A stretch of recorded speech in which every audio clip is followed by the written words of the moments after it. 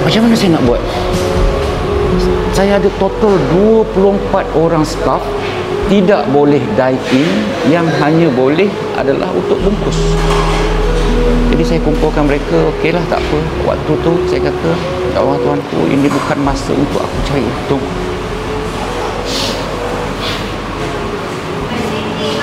Ini adalah masa untuk kita survive.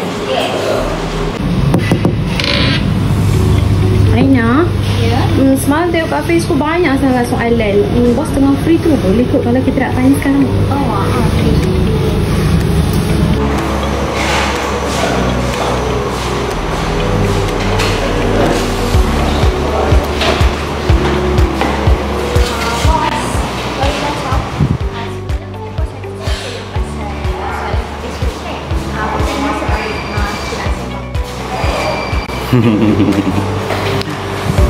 Sebenarnya semua orang mengalami masalah tak ada bekerja. Tengok saya sendiri pun kena menyapu kan. Okey, meh, tak apa. Lina. Oh, Cik Lina. Meh, sambung. Okey, kita duduk di sini. Duduk sini. Benar kat belakang. Okey, apa cerita? Malam ada seorang yang tanya macam mana kita nak tarik pekerja untuk macam dan kita tarik untuk kerja dekat kedai makan. Okey, dia sebenarnya macam ni kan. Kita kena faham bahawa saya bercerita tentang kedai makan ni. Saya tak nak cerita pasal orang kerja ofis, orang kerja Petronas besar-besar, company-company besar. Dari sudut kedai makan tu sendiri, sebenarnya kita kena tanya diri kita sendiri. Dia ada dua. Satu dari segi konsepnya dan yang kedua ialah dari segi technical. Konsepnya apa? Kita kena tanya diri kita sendiri, kenapa seseorang tu kena kerja dengan kita? Soalan ni sangat penting. Biasanya kalau kita bergerai, kita berrestoran, biasanya yang bekerja dengan kita mungkin anak-anak kita, mungkin adik-beradik kita, mungkin.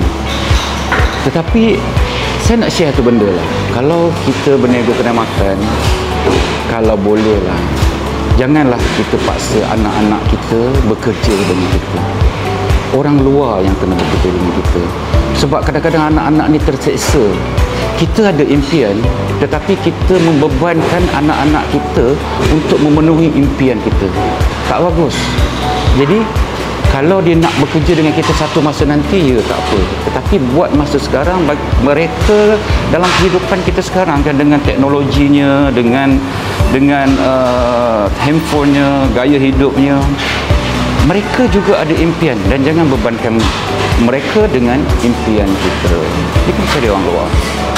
Baik, persoalan tadi, kenapa orang mesti bekerja dengan kita? Itu macam mana nak jawab soalan tu? Kalau kita ada gerai ke, kita ada pasar malam ke, whatever lah, ada restoran, kenapa tutup kita?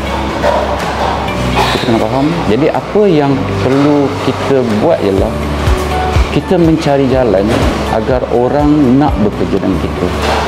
Kita kena tawarkan sesuatu. Motivasi mereka yang nak bekerja dengan kita ialah duit. Itu kita tak dapat nak elak. Mereka nak bekerja kerana nak duit. Jadi kena faham juga, bisnes ni, bisnes lah apa-apa pun, dia sama je. Dia ada 3 benda tau. Pertama, engkau kena ada produk untuk dijual. Apakah produk itu? Nombor 2 ialah macam mana kita nak menjual. Nombor 3 ialah pelaksanaan dalam kita nak menjual. 3 barang ni. Tapi kalau mengikut soalan tadi, macam mana nak orang nak bekerja dengan kita, itu dalam konteks yang nombor 3 tadi, dalam sistem tu tadi. Biasanya kalau kita tengok balik kan, KFC ada, syarikat-syarikat besar ada, tiba-tiba dia nak bekerja dengan kita. Sebenarnya apabila seseorang datang bekerja dengan kita, kita mencari pekerja, kita jangan ingat yang kita memberi rezeki kepada staf-staf itu. Kita sebenarnya yang menumpang rezeki mereka. Sebab itulah kalau orang tanya saya kan, Di, kenapalah ramai-ramai sangat staff ni? Nak bayar dengan apa? Jadi saya kata saya percaya bahawa setiap orang manusia ni diberikan rezeki masing-masing. Jadi kadang-kadang kita tidak tahu doa siapa yang Tuhan makbulkan. Bayangkan kalau daripada staf yang sangat ramai, mereka minta, ya Allah ya Tuhanku, bagilah rezeki pada aku gini. Hanya melalui kita.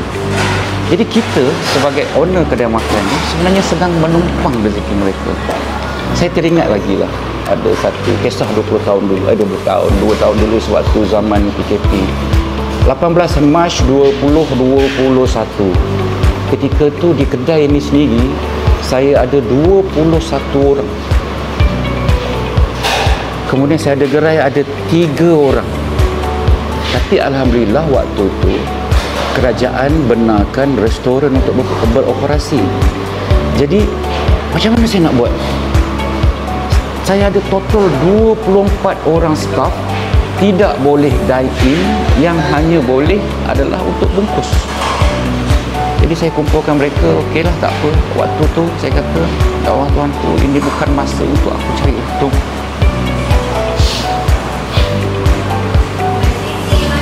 Ini adalah masa untuk kita sembah.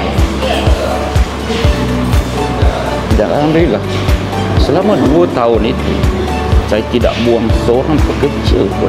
Adakah saya ada untung? Tak. Saya tak ada untung, tuan-tuan. Saya tak ada untung. Setiap collection yang kita dapat setiap bulan, kita bayar gaji, habis kita collect lagi, habis kita collect lagi. Selama 2 tahun. Dan saya antara orang-orang yang bernasib baik. Tidak sebagaimana orang lain, ramai kawan-kawan saya yang terpaksa tutup kedai. Tapi saya masih bertahan. Ya Allah Tuhanku, bantu aku untuk kekal. Dan waktu tu bayangkan juga hotel-hotel yang besar yang mempunyai modal yang sangat besar buang orang. Tapi saya bertahan, saya kata aku tidak akan buang orang. Dan orang-orang itu, staf-staf ini datang kepada kita yang kena buang tu tadi, dan kita ambil mereka. Jadi kita kata, kenapa ada yang datang pada kita, orang hebat datang? Adakah Tuhan nak bagi kita sesuatu? Tapi sebenarnya niat kita dengan niat orang yang datang nak bekerja dengan kita tu lain. Niat kita nak bantu semua orang, tapi niat pekerja yang datang sementara itu hanyalah untuk berlindung seketika, untuk melepaskan keadaan waktu itu. Tuan-tuan di mana waktu PKP? Apa yang berlaku kepada tuan-tuan? Dan inilah antara yang perlu ada kepada seorang majikan supaya kita dapat staf yang baik. Tetapi sudah tentulah kita minta pada Tuhan, ya Allah ya Tuhanku, antarkanlah tentera-tenteramu untuk membantu aku. Dan itu yang berlaku. Itu dari segi konsep sikit yang saya boleh kongsi secara spontan. Jadi dari segi teknikalnya apa? Teknikalnya ialah seseorang tu dia nakkan masa depan tau. Dia nakkan masa depan. Jadi macam mana, apa yang perlu kita buat? Contoh, kita kena perlu tu basic je. KWSP kita kena bagi, perubatan. Kalau lah dia sakit, suka tak suka kita kena bagi kaedah perubatan. Ya, dia boleh pergi ke klinik kerajaan. Tetapi kalau kita mampu untuk biayai sakit demam dia, kenapa tidak? Apa lagi yang kita perlukan? Dia nak masa depan, dia nak kehidupan sebenarnya. Contohlah, kita sebenarnya boleh berfikir untuk ada satu kedai dan kita ada banyak kedai. Satu kedai, orang yang paling banyak dapat gaji yang lebih besar ialah mungkin manager yang paling tinggi. Kemudian dia punya head chef yang paling besar. Tapi yang bawah-bawah itu akan dapat gaji yang kecil. Jadi kalau owner tidak berfikiran besar, orang-orang bawah ni akan keluar. Orang-orang di atas memang dia akan kekal kita, tapi orang-orang di bawah ni akan keluar mencari kerja-kerja lain yang lebih menjamin. Salah tak bisnes itu? Tak. Bisnes itu tak salah. Tetapi dia memikirkan masa depan untuk jadi lebih baik. Dia pun nak kereta, dia pun nak rumah, dia pun nak berkeluarga. Ini yang sebenarnya kita kena fikirkan. Dalam bisnes ni kita yang pilih. Tak ada orang pun yang nak suruh kita suruh engkau berniaga nasi lemak, engkau berniaga nasi ayam. Tak ada pun, kita yang pilih. Jadi kalau kita yang memilih benda tu, kita kena hadap lah. Tetapi kena faham bahawa seseorang pekerja itu dia nak suasana yang selesa. Dia datang kerja suasana yang selesa. Tidak semestinya ada aircon, tidak. Kalau dia nak apa-apa, barang tu ada, kena sediakan barang-barang tu. Kadang-kadang pekerja ni dia terlalu advance pada kita tau. Macam kita tokek-tokek, kadang-kadang kita bajet nak beli barang untuk sehari 2 hari. Tapi dia kalau boleh, orang pekerja ni dia nak buat kerja untuk minggu depan. Sampai macam tu tau. Tapi manalah boleh. Kita kenalah ada bajet. Kadang-kadang kita fikirkan dia punya fresh dia, macam tu kan. Nombor 2, seterusnya lagi tentang adab. Kadang-kadang orang tak suka bekerja dengan kita kalau kita terlalu bosi. Kita rasa kita ni bos. Tolonglah, janganlah masuk kedai dengan kepak, aku bos, aku kena gini-gini. Tak ada pun. Macam saya kata tadi itulah, benda-benda macam tu akan menyebabkan staf rasa tak selesa. Dia akan kata dia sedang mengayakan bos, dia akan rasa jealous lah dengan bos. Tapi sebenarnya kita kena faham bahawa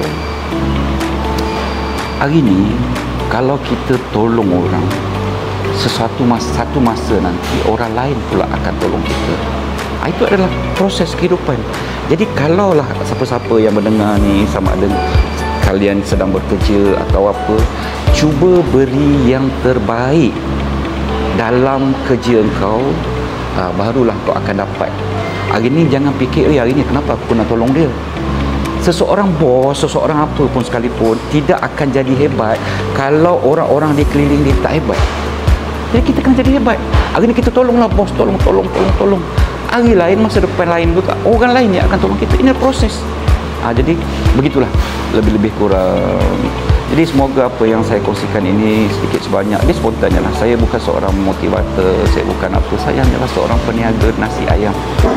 Dulu saya hanya bermula dengan satu meja di tepi longkang, di tepi tong sampah. Jadi itulah saya. Jangan percaya apa yang saya cakap.